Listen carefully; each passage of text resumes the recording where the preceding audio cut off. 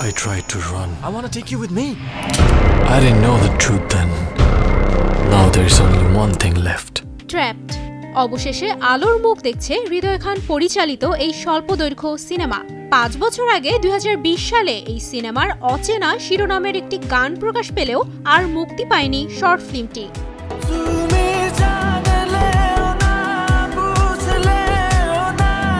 চলতি বছরের জুনে প্রকাশ পায় সাদা কালো শিরোনামে সিনেমাটির আরও একটি গান, যার কথা, সুর, কম্পোজিশন সবই করেন হৃদয় খান।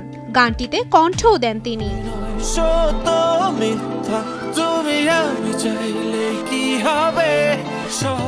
এবার আর কোনো গান নয়, 29 নভেম্বর প্রকাশ হয়েছে সিনেমাটির ট্রেলার। ডিসেম্বরেই মুক্তি পাচ্ছে শর্ট ফিল্মটি, তবে জানা যায়নি মুক্তির তারিখ।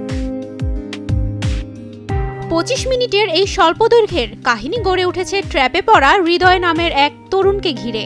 না বুঝেই এক ফাঁদে ফেসে যায় হৃদয়। না চাইলেও প্রতিদিন তাকে কাজ করতে হয় মাদক কারবারিদের হয়ে। এভাবেই আগাতে থাকে গল্প। ট্র্যাপটের শুটিং হয়েছে নিউ ইয়র্কে। পরিচালনার পাশাপাশি মূল চরিত্রে অভিনয় করেছেন হৃদয় খান। তার সঙ্গে দেখা যাবে মোনালিসাকে। এতে আরও অভিনয় করেছেন নিউ ইয়র্কের স্থানীয় কয়েকজন শিল্পী।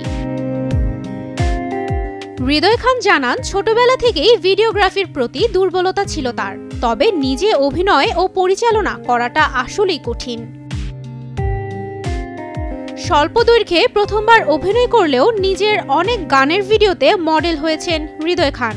কাজ করেছেন নাটক ও বিজ্ঞাপনেও। তবে হৃদয় খানকে এবার নিজের পরিচালিত শর্ট ফিল্মে দেখার অপেক্ষায় আছেন তার ভক্তরা।